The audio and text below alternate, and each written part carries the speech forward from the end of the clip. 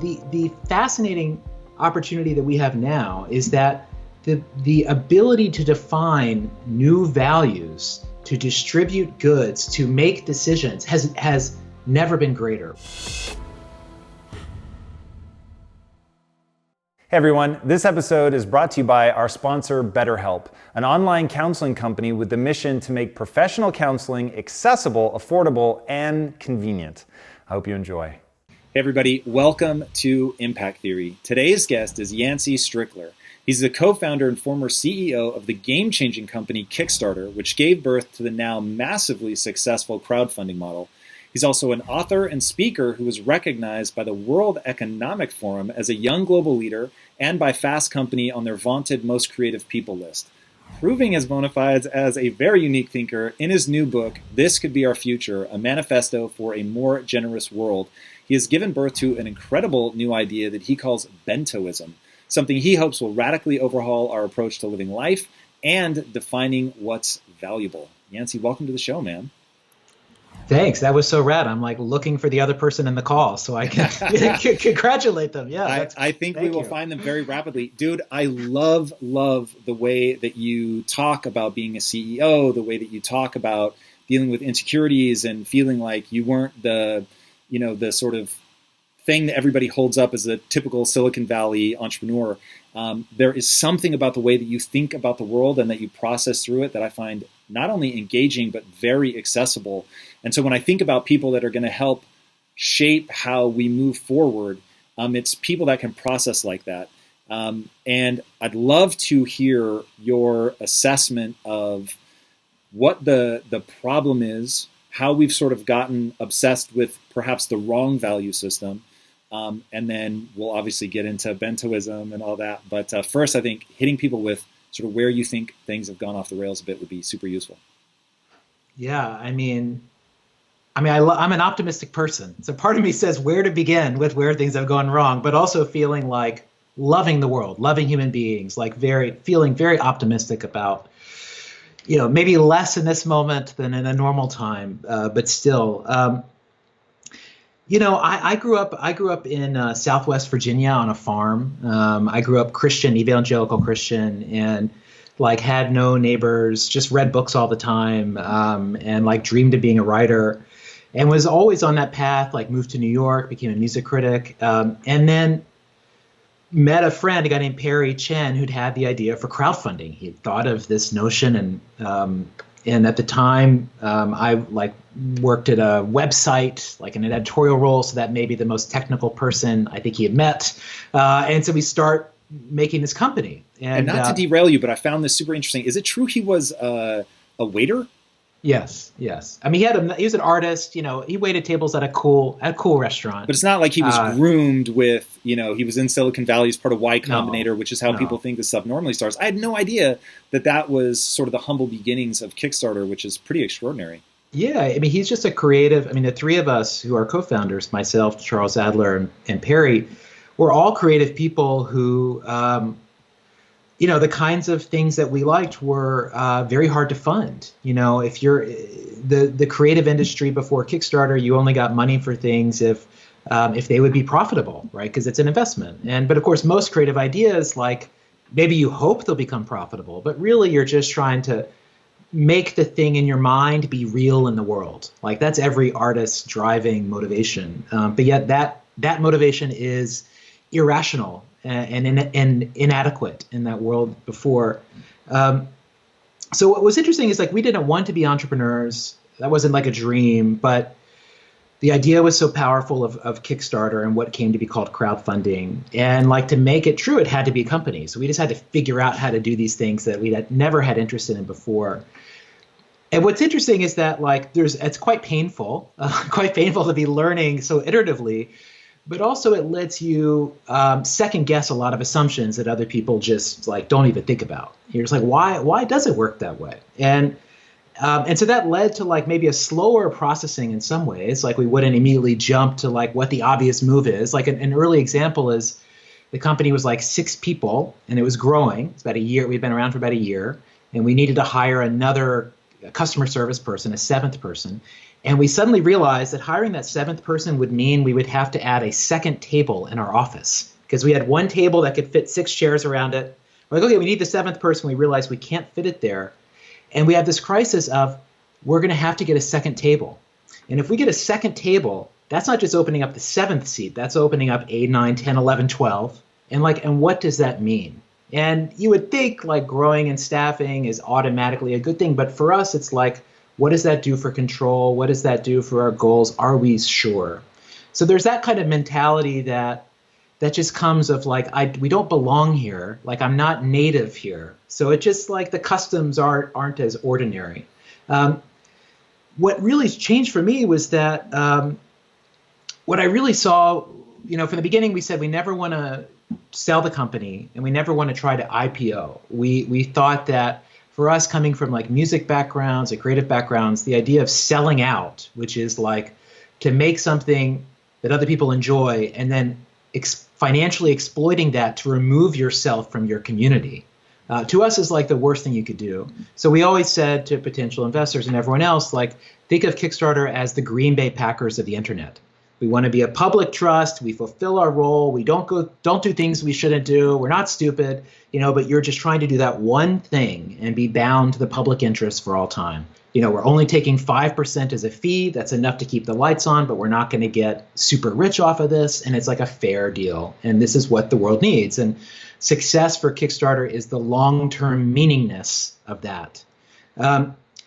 Which was a weird thing to do, still a weird thing to do. And the paradigm that we were in of tech and VC is like, you raise huge funding rounds. I became CEO about 3.5, 4 years in, just being live. And within a month of me taking over, our 2 most significant competitors at the time raised $60 million in VC funding from like the biggest funds there were.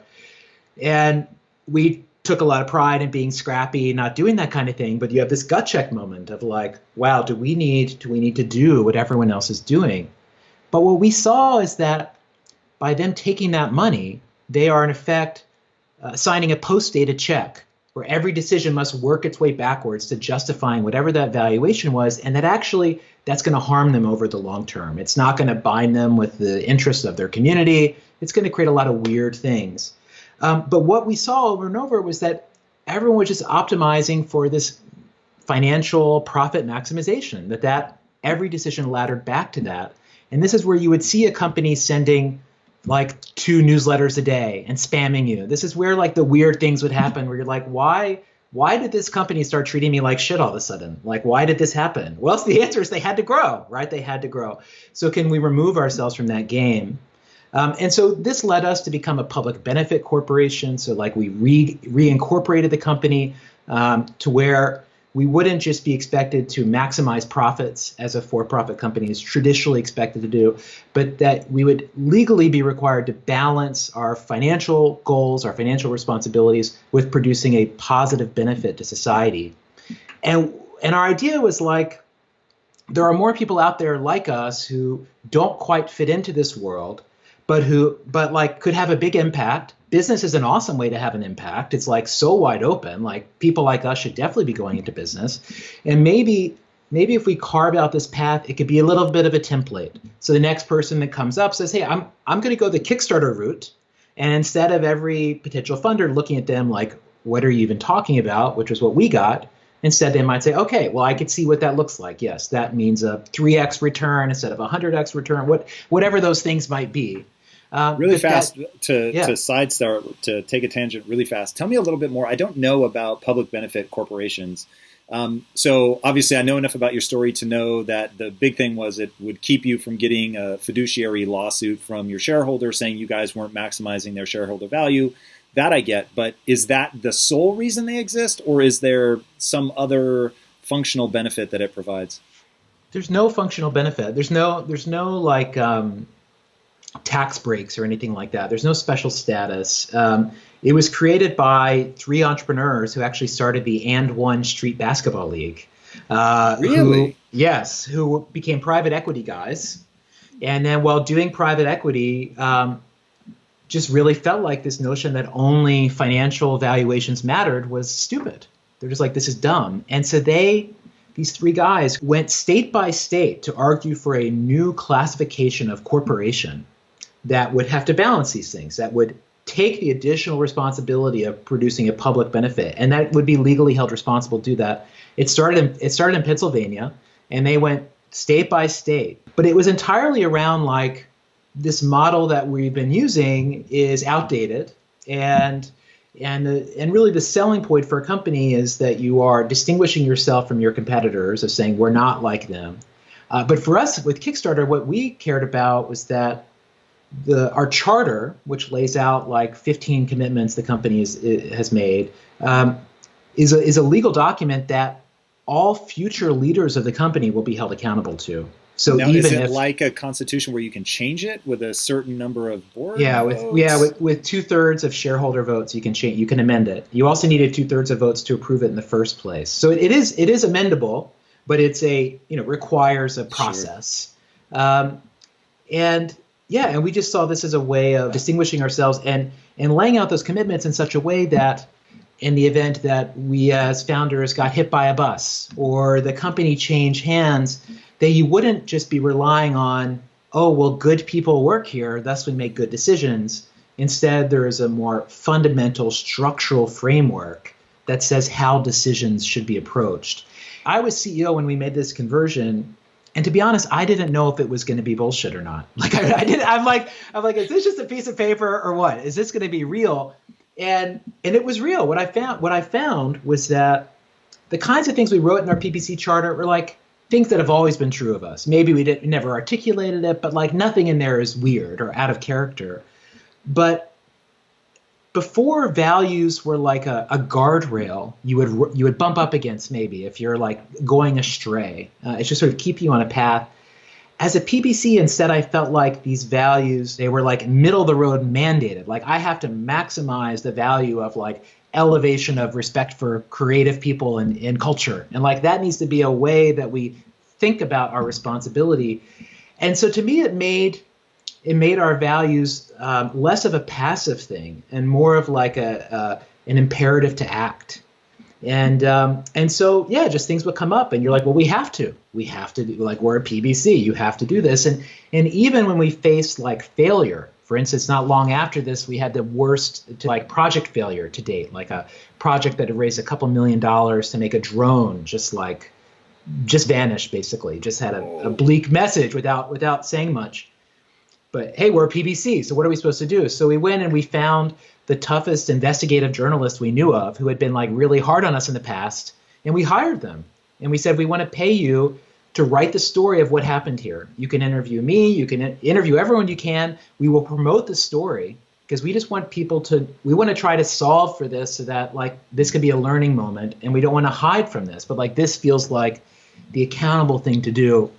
So like there were those kinds of ways of thinking that just felt, I don't know, just a different mindset. All right, so this feeds into the whole concept behind the book and what our future could look like that I find so interesting. So you've got this, basically the hypothesis, and correct me where I go wrong here, the hypothesis is basically we've gotten into financial optimization to the exclusion of all others. We've sort of forgotten about the humanity behind all of this. And if we're focusing on GDP, gross domestic product, and we think that tells us whether the world is going in the right direction or the wrong direction, we don't factor in happiness, joy, accountability, things like that we're going to have a very serious sort of emotional existential crisis, if nothing else. Is that relatively accurate? Yeah. I mean, I think that over the last 50 years, we've become obsessed with financial growth, and as a country or as a globe. I would say the West primarily. I would say the West, and that has had a lot of power. It began in the U.S. And this belief that all decisions, I believe there's an implicit belief that the correct choice in any decision is whichever option makes the most money. And I've been in enough executive meetings at Kickstarter and other companies where routinely you face 50-50 decisions, where option A has a clear financial outcome, and then there's some downsides that are hard to quantify, but like they're there. And there's option B that has a lesser financial outcome and also less of those downsides. And 9 times out of 10, they're going to choose option A because it's justifiable. You can only defend option B in a crisis where you feel like you have to apologize. That's the only time you generally go for the one that's not maxing out for that. And it sounds innocent enough. But when that happens repeatedly, you see a decay in other spaces. But I think our focus on financial value has been perfectly rational. There's like a Keynesian economic argument, Milton Friedman argument for the rationality of financial value. GDP does correlate to many positive things about society. There's a lot there for sure. It's not like we've been off the rails wrong, but it's gotten out of control. And the fascinating opportunity that we have now is that the ability to define new values, to distribute goods, to make decisions has never been greater, right? Technology allows us to measure things in such more intricate ways. Like if you can imagine in the past, someone says, let's make a decision other than money. It's like, okay, well, what are we looking at? What are we counting here? It's hard to say. But in the book, I give an example of Adele, the pop star Adele. She goes on tour. When her tickets go on sale, they immediately get bought by scalpers, and then people have to pay hundreds or thousands of dollars more. Adele found this startup that had built an algorithm that would measure how loyal a fan was to her as an artist. It analyzed their listening data, whatever, and allowed her to invite the top 20 percentile Adele fans in each market, offer them a ticket for $50. They could resell the ticket if they want, and the show's still, Adele made money. But the idea was that for maximizing for this loyal communal value set, that there would be a different kind of experience. One thing that I think is important to note about that story is that, and you talk about this in the book, that artists can actually cooperate with Ticketmaster, maybe others, to actually get a portion of the scalped price. So it's not like for Adele it didn't matter. She actually could have benefited from that, which I found it made the argument even more compelling to me. Yeah, and so for Adele is just looking at this with a different value set, right? She's still thinking of her self-interest, like she's playing shows, she's making money, but yet what she is optimizing for is not her own take. She's optimizing for a fan's experience. And again, it sounds very basic, but to do this in a way that's mathematical, that's replicable, that's scalable, to me suggests a different kind of transaction and a different kind of decision where it is building on top of that financial value. This wouldn't work for Adele if she was losing money every show, right? That wouldn't work. She's satisfying a threshold. But the point is that she's only trying to satisfy that threshold, and the opportunity she sees is a layer above that. Now, what's interesting is that this is self-interested for Adele, right? If she does this, she creates more loyalty. And that probably creates even longer term fans. And you could very easily argue, well, this works out better for Adele in the long run. And that's exactly it. It could work out better for the long run for all of us too, right? The same kind of thinking and the same way of approaching our goals, of not just maximizing for now me, that's the secret. That's the secret to more meaningful success. That's the secret to being meaningful in culture. And so Adele's choice is, yes, it's easier for someone like her or Taylor Swift to give up some of the money, right? But we also all know that there are moments where you don't take the job at the higher salary because the commute's too long, because it requires too many other sacrifices, right? We as individuals, I think, know how to navigate those kinds of situations. They're hard. They're especially hard if we're in a place of desperation. But collectively, it's like we've given up. We aren't even trying to make decisions for anything other than financial outcomes, in part because we've lacked the language or the justification. And so I believe my book is a part of I'm not the only person making this argument, but I think that this is the trend that's happening now. And I think in this idea proposed of Bentoism, I think I have a practical way for us to get there, very practical. Don't tell people what it is yet. We're going to go hard on that. Yeah. First, one thing that I found really helpful in the book, you have this key idea that you touch on, which is, hey, look, I know it feels like it has always been this way, but I promise you it hasn't. You outline the three-point shot in basketball, and you talk specifically about the economists, their arguments that have led to where we're at now, that it's not as long-term of a thing as we think it is. And I was shocked by that. I was like, Yeah. whoa, like, because I was born after this started, it does feel to me like this is the only way. When I started my last company, dude, we honestly, everybody was like, all right, this is just dumb. We were like, we're no longer going to make profitability our highest value. We're going to make adding value to the customer the thing that we're a total slave to. Right. And that just seemed so counterintuitive, but we were reacting to the way that we had done business before and felt like we were suffering. Forget, like, I'm sure the customer was getting less value than they could have from us as well. But like, even that felt like, even if we're serving the customer well, we're not having fun. Like, this isn't fun. Like, trying to be a slick marketer just is not interesting to me. And so after doing that for years, realizing that money wasn't making me happy, we had this total reaction against that. And we said, all right, we have a new North Star, and that North Star is going to be value creation. Mm-hmm. And so, but I felt like I'm going against like the way the world is. It never occurred to me that there was like a demarcation point not that long ago where it was like, hey, everybody gather around real quick. We're going to optimize financially, and boom. And now we're sort of seeing the world carried out across that.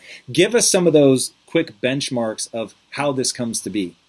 Yeah, well, I mean, it's if you look at how companies operated in the 1940s, 50s, 60s, really 1970 is kind of the point where the mentality shifts.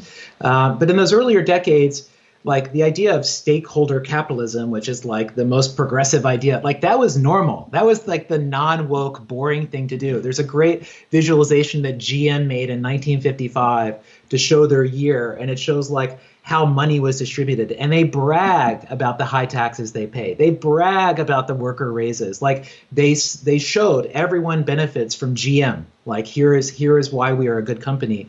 You know, companies were judged by the number of employees. Like employees were judged by their loyalty to the company and vice versa. And this was just the value set. And my theory for why this was the dominant value set for American capitalism in the 1950s and 60s, I think it's about the Cold War. We think of the U.S., like the Cold War is the U.S. and the Soviet Union locked in this like military détente. And there was that competition, but there was also a economic competition to see which system of social organization, capitalism or communism, could best provide for the middle class. Like which system could produce the biggest middle class. So really the scoreboard of the Cold War was the middle class of the Soviet Union versus the middle class of Americans. And so that bound every company and everyone in America to this common purpose of bettering the middle class, because we got to win. Like capitalism faced this existential competition, and competition made it better. Now what happened is capitalism crushed communism, and then it became a lethargic monopolist, as often happens when you don't have anyone to push you anymore. But it really changed when there was a clear moment in 1970. Milton Friedman, amazing economist, thinker, made this case that that idea that businesses should be thinking about social responsibility, the stakeholder model idea. Can you define that? What does stakeholder model mean? So stakeholder capitalism means that you make decisions thinking about all stakeholders, which are employees, investors, suppliers, and the community around your business. So like the families of your employees. This is like my favorite business guru is a man named Konosuke Matsushita, this Japanese man who started Panasonic. He was a big proponent of this. But it's just this idea that like you as a company have a lot of responsibility. You're a meeting point of many different parts of society. This is what makes business so powerful. And that power comes with responsibility. And in the Vietnam War era, this really got kicked up a notch where people were saying, well, what do companies need to be doing for the greater good? Like Americans are sacrificing their lives, people are dying, but like what does it need for a company to do that? And that's when Friedman came out with this essay that said the only social responsibility that a business has is to profit. And profit is the only goal, and profit maximization is the only rational outcome a business should pursue. And this idea changed how businesses ran. And it what was so perfect for it was that in 1973, America had a major economic crisis. There was the oil crash, inflation, stagflation. And this is the moment when Nixon in the U.S. moved off of the gold standard and decided it would no longer be fiat money, or it would be fiat money, and that we would just print our way out of this crisis. And from that point on, America's policy became we must produce economic growth every year, no matter what. even if just to pay down the debt that we're building up on an annual basis. But like the operating mentality for every business began to change, and you started seeing things like private equity start to reach in and take control of these companies. And if you trace the wages of American workers, there's a point where productivity keeps growing, wages stay flat. If you track like job security, if you track all kinds of things, there's just this great divergence where inequality really began. And in the book, I call it the mullet economy, where I say, for most people, it's like business in front, like the mullet, where their earnings are getting cut every year. Like that's 90% of people, like offshoring, no more raises, greater job insecurity. Meanwhile, for the top 1 to 10%, it's this glorious mullet going down the back, where over the same period of time, since 1973, the average American worker has gotten a 10% raise, adjusted for inflation.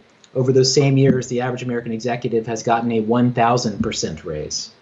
And these are directly correlated. So this was like a philosophical shift for business. And again, that like made sense because there was a crisis moment of, hey, our companies have become too big. The economy's not working the way we thought. Vietnam has screwed us up. Where the hell are we? In a crisis, you go looking for how do we solve this? And Friedman had this very simple idea of we should just orient around economic growth. If we only focus on economic growth, that will solve the rest of it. And, because we can convert money into any other values. If you make enough money, people can give money away to charity to solve the social ills that come of that. And so this was just this thesis. And it's not wrong. I believe that it is incomplete. And so we've been operating on that playbook for the last 50 years. One of the ways I show how it took hold is this amazing study that UCLA has done since the 1960s, where every year UCLA asks incoming college freshmen all across the U.S. A lot of questions. And one of them is about their goals in life. And it lists like 10 different life goals, like having a family, being good at your job, being an artist. And one of them has to do with money, being well off financially. And in 1970, the percentage of incoming college freshmen who said being well off financially was essential or very important was just 28%. Just 28%. That year, the number one life goal was to, quote, develop a meaningful philosophy on life. 84% of students said that was essential. Can you imagine? The most recent year the study came out, 2017, the biggest life goal among college freshmen, to be rich. 82% say that is essential. Less than half say that having a philosophy on life is essential anymore. And if you look at these numbers over 50 years, every year it's surveyed, 50, 60 million students have taken this, like every value is flat. Like having a family stayed the same. Being creative stayed the same. Being good at your job, those rates have stayed the same. It's this growth of being rich that has just really, it's shocking when you look at it. It's just a straight up into the right line. So just our whole value system has really shifted dramatically. And but it's hard to recognize the water you swim in, right? Yeah, David Foster Wallace, This is Water. You talk about generational change. It takes about 30 years to have change. And that brings us to Bentoism, the bento box, the thing now. I'm dying. I needed people to understand all of that so that we can get into this. It's a really interesting concept. Lay that out for people and then know that I'm going to press you until I understand how to use my bento box to get to decision making. Well, I'm a curious person. I love to read. I love to understand. And I'm very non-judgmental. Like I learned a phrase recently of meta-modernism. After postmodernism is meta-modernism. And meta-modernism is to look at things without judgment and simply look for what's useful. And the idea is that this is the current view, is that like you can hate Amazon while also reading like Bezos' shareholder letter every year because he's like brilliant, right? And it's like there's this, you're just simply looking for the utility of things, and that this is like this emergent mindset. So I'm not a bomb thrower. I'm a reformer. I'm like a dude. I love that about your book. Honestly, I wasn't. I'm never sure when people have sort of this grand idea of where we're going to go, if it's just a reaction against what we have, or if it's like you said, finding the utility. And that comes across in every interview I've heard with you, certainly in the book. It's very even-handed, like you said. It's not like capitalism is some evil thing. It's just incomplete. And so, where do we go? What do we take that's working? What do we discard that's not? I find that very useful. I started giving talks while I was CEO about this idea of like, there's this value system that's running away.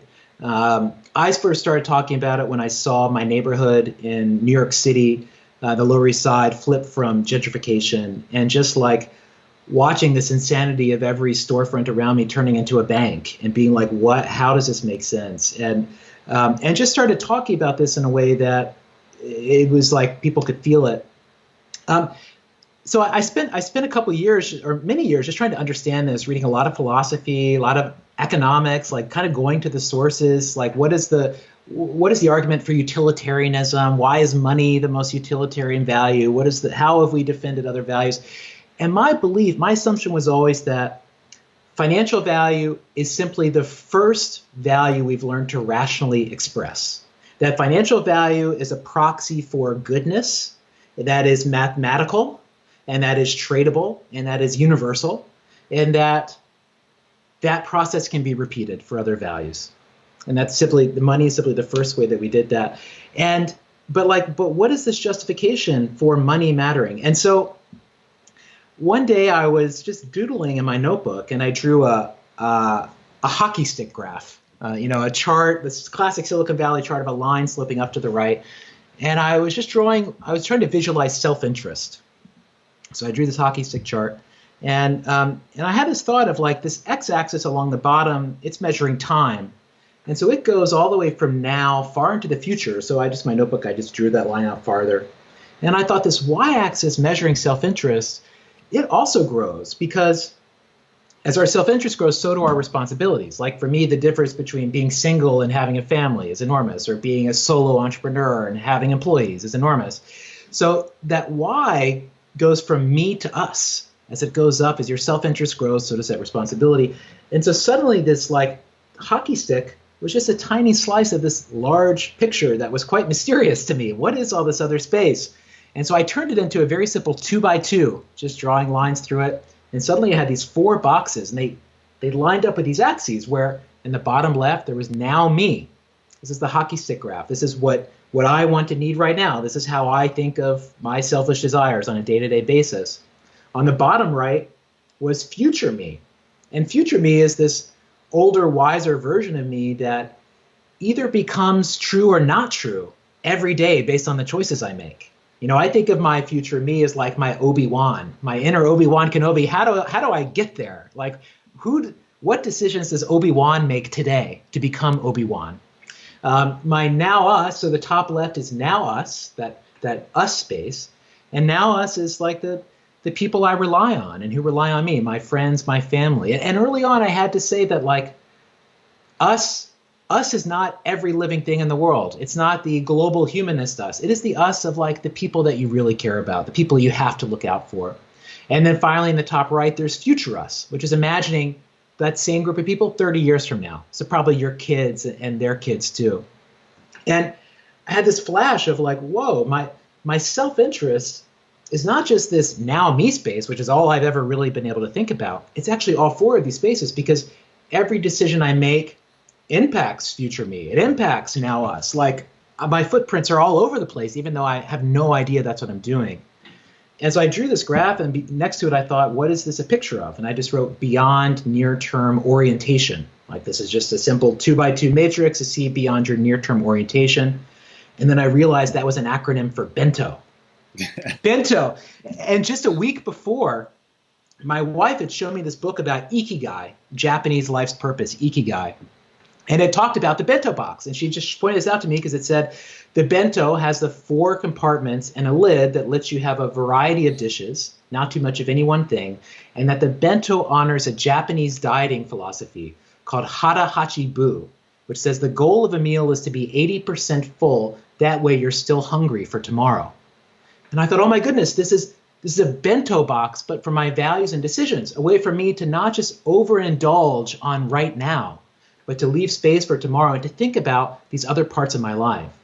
And so that immediately became really kind of the UI I use to make all decisions in my life and to navigate my life. Because what you realize is that in each one of those spaces are values, are priorities, are goals, are things that are uniquely important to you.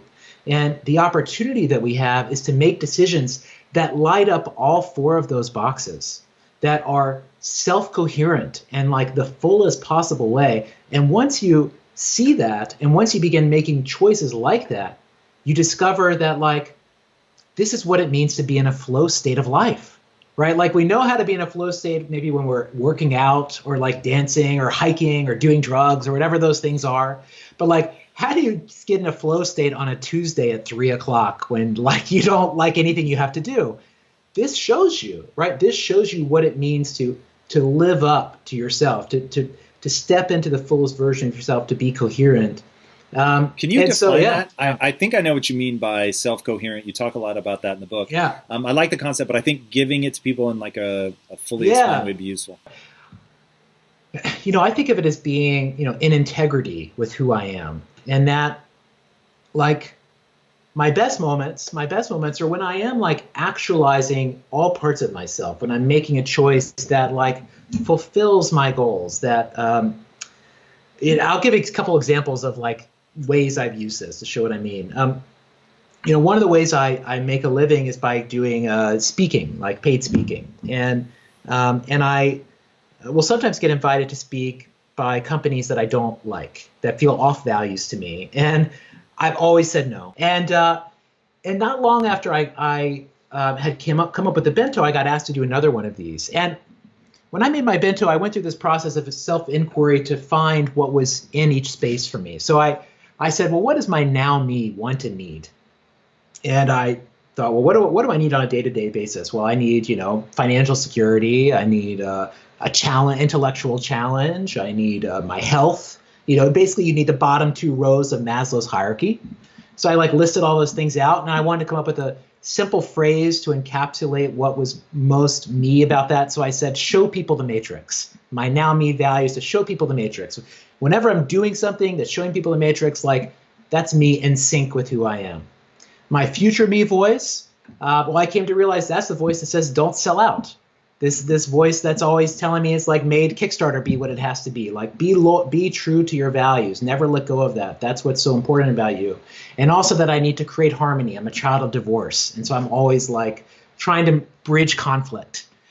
So my future me values are don't sell out and create harmony. So when I make decisions, I'm always looking to do that.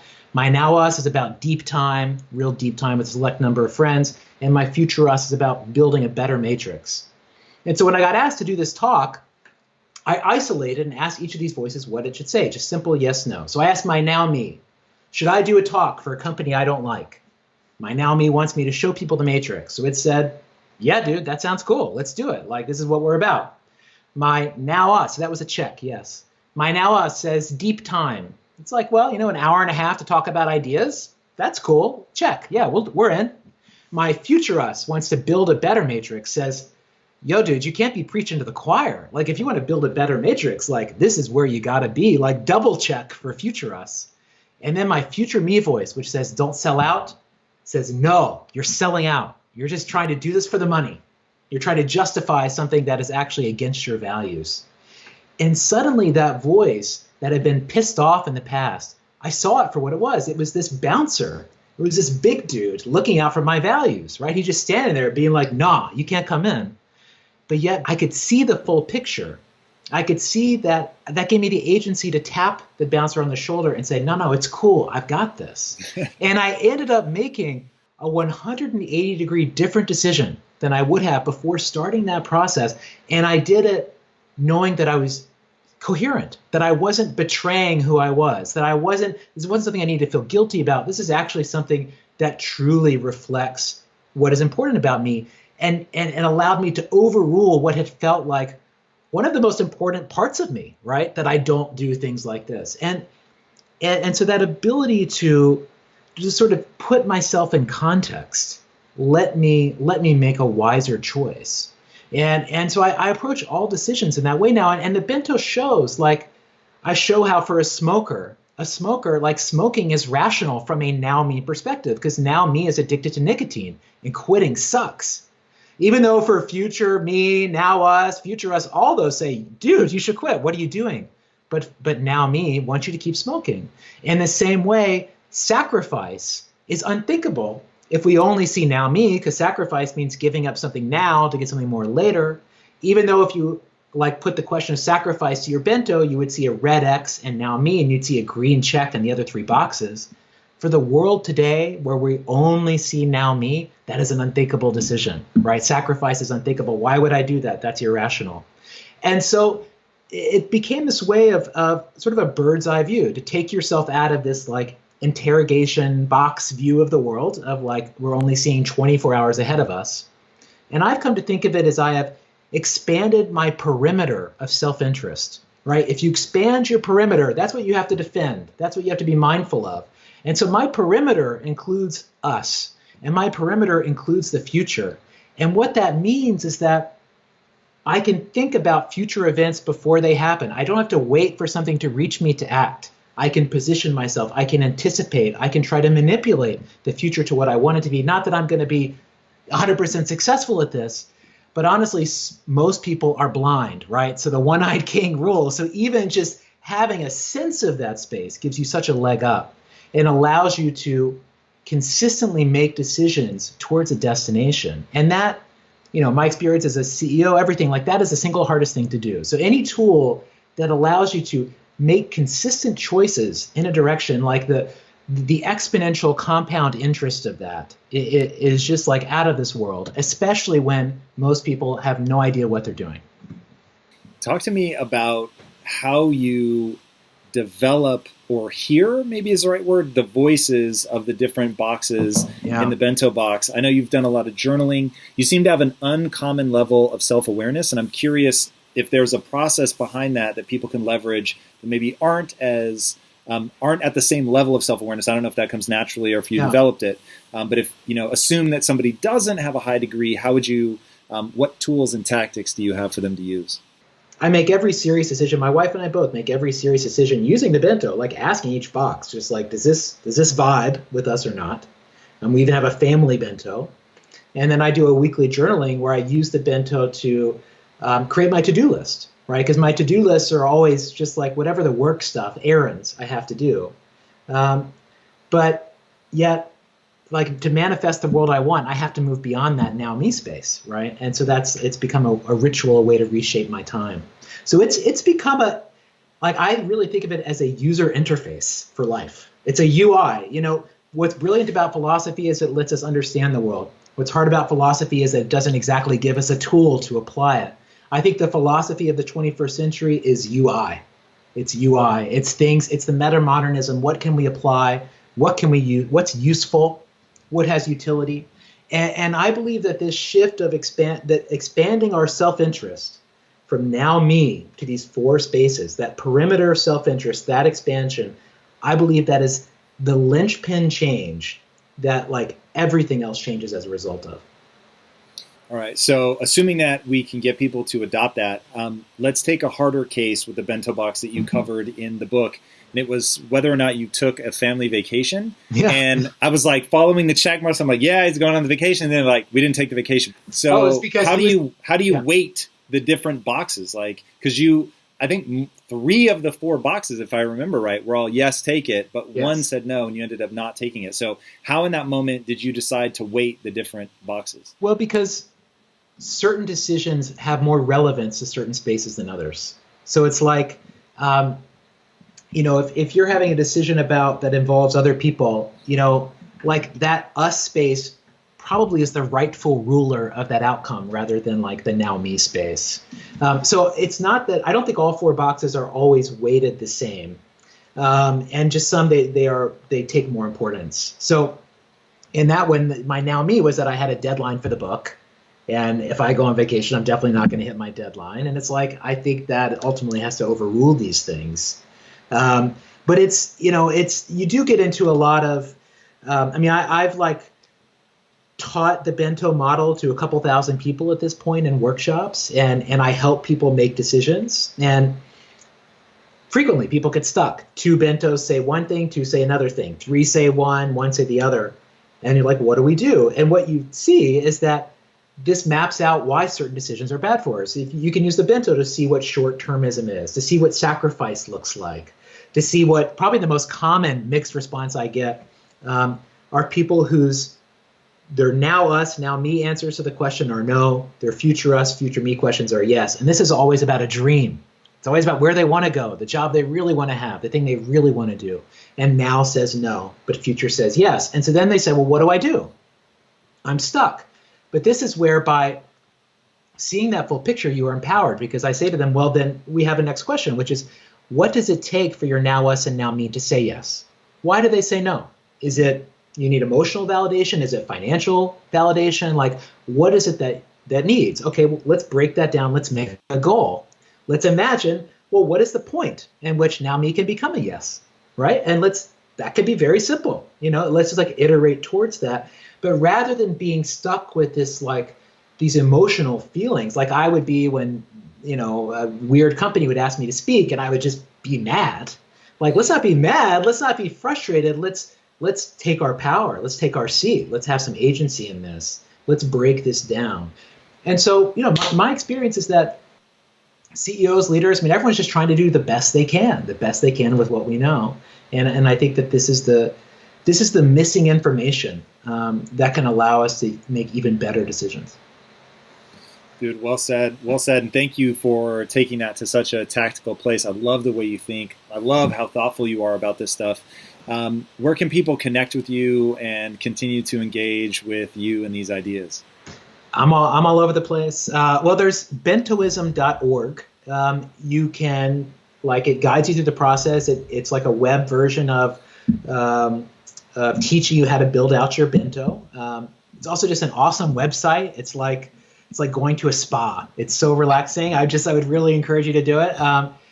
I also do these 20 minutes every Sunday. I get on Zoom with whoever joins, normally about 50 people or so, and we do journaling together. We journal our week ahead. So we tap into our bentos together. We all write together. We have some shared accountability. There's a Google Doc where we all say, here's what I'm going to do this week.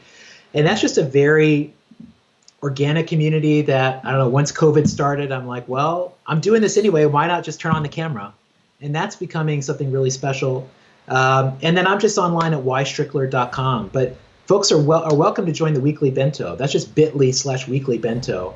I send out invites on Thursdays and people can come. But I'm all about just giving people practical tools to help them get where they know they need to go. Like, people are smart. People know when things are right or not right. Like, we all have this capacity. It's just we're lacking the language, we're lacking the tools, and but they're here. They're here.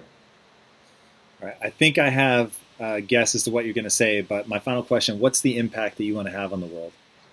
I want to expand how we define our self-interest from just now me to be now me, future me, now us, and future us. I think our world is trapped by a limited perspective, and expanding the perimeter of self-interest is what will finally let us make choices that benefit us, not just now, but in the future as well. I would say that is very coherent with your message, man. Thank you, dude, so much for coming on. I really, really enjoyed your book. I think that you're thinking about some incredible things, and you've got an amazing idea for a way forward. Thank you for sharing it with us.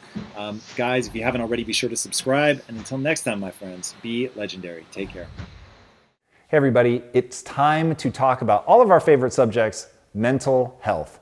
Is there something holding you back or preventing you from achieving your goals or even just interfering with your happiness? Do any of you suffer from depression or anxiety? As a lot of you guys know, I've suffered from anxiety for years, and trying to tackle something like that on your own is not always the optimal strategy. But a lot of people are super nervous to try out therapy, or they don't really know where to start, or they're just plain embarrassed. But now there's a service called BetterHelp that makes therapy more accessible and affordable. BetterHelp is professional counseling done securely online using your computer, tablet, or mobile phone through video calls, phone calls, or text messaging with licensed therapists who are certified by their state's board to provide therapy and counseling. It is not self-help, and it's not a crisis line. It's an online service available worldwide, and it has a massive network of counselors who have a broad and diverse range of specialties. So you can get a counselor with the sort of expertise that might not even be available in your local area. BetterHelp assesses your needs and matches you with a licensed professional therapist within 24 hours. You can log into your account anytime to message your counselor. And BetterHelp also has groupinar sessions every week where members can learn in groups directly from licensed counselors on multiple topics like relationships and ways to overcome anxiety. Especially if the thought of seeking help makes you nervous or embarrassed, be sure to check out the over 60,000 positive reviews posted on the BetterHelp site, and that's BetterHelp, H-E-L-P. BetterHelp is committed to making it easy for you to access the therapeutic help you need, even if you have never gone to counseling before. It's free to switch therapists, it's more affordable than local therapy, and they even have financial aid available if you need it. BetterHelp wants you to start living a happier life today. Visit betterhelp.com/impact, and again, that's spelled better, H-E-L-P, and join over 500,000 people taking charge of their mental health with the help of an experienced professional. BetterHelp costs just $65 per week, and financial aid is available for those who qualify during the sign-up process. As an Impact Theory viewer, you can get 10% off your first month. So visit betterhelp.com/impact and get the help you need today. All right, guys, if you need this one, please give it a shot. Take care and be legendary. Look the person in the eye, or look in between the eyes, or on their eyebrows. You can't look them in the eye, okay? And just relax. The more uptight you are, the more you try and be exactly perfect, the more you're going to turn somebody off. I see that all day long.